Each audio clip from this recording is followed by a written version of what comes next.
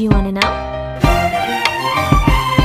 Assalamualaikum warahmatullahi wabarakatuh. Selamat datang di channel Bank Ilmu.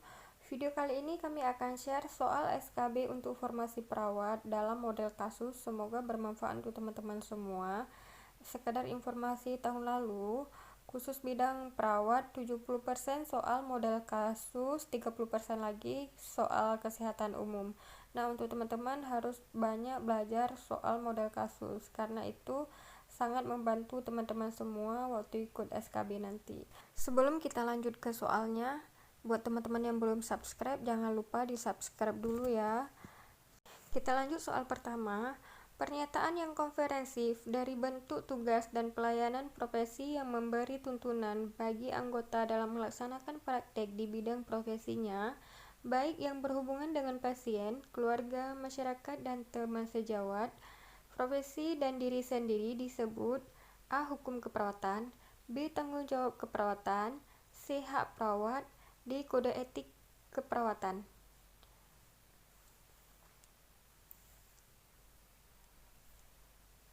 Ya, jawabannya adalah D.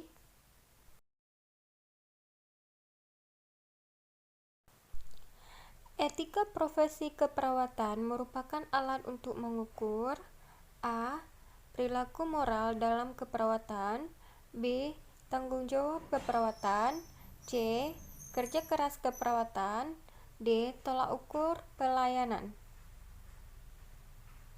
Jawaban yang tepat dari 4 opsi tersebut adalah A.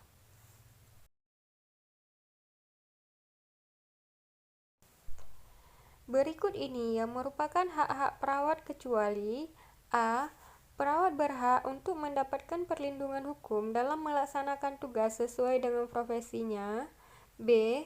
Perawat berhak untuk mengembangkan diri melalui kemampuan spesialisasi sesuai dengan latar belakang pendidikannya. C. Perawat berhak untuk menolak keinginan pasien atau klien yang bertentangan dengan peraturan perundang-undang serta standar kode etik profesi. D. Perawat mematuhi semua peraturan institusi yang bersangkutan. Jawaban yang tepat dari opsi A, B, C, dan D adalah D.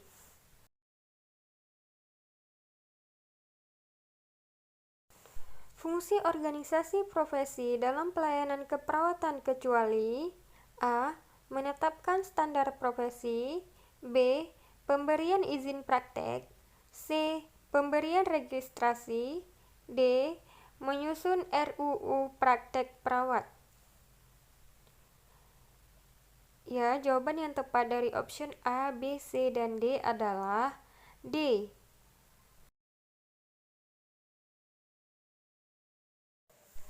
Tuan C, 34 tahun, masuk UGD dengan penurunan kesadaran.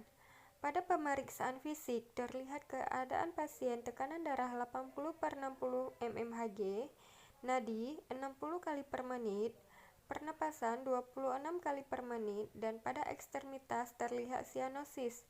Dari pemeriksaan di atas, perawat menemukan tanda A. Hipoglikemi, B. Hiperglikemi, C. Hipoksia, D. Ansietas. Jawaban yang tepat dari opsi A, B, C, dan D adalah C.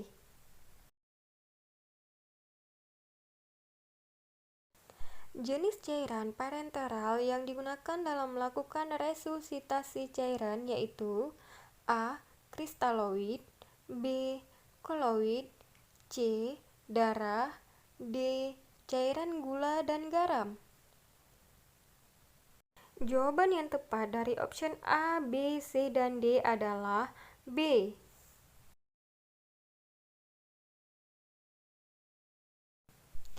Seorang laki-laki usia 60 tahun dirawat di ruang penyakit dalam dengan diagnosa gagal jantung kongestif. Pada pasien dilakukan penyadapan EKG untuk memantau irama jantung. Hasil rekaman tidak jelas. Apakah tindakan yang Anda lakukan pada kasus di atas? A. Mengganti kertas EKG, B. Memeriksa mesin rekam EKG, C. Menambah jeli pada elektroda, D. Mengatur ulang posisi elektroda. Jawaban yang tepat dari option A, B, C, dan D adalah D.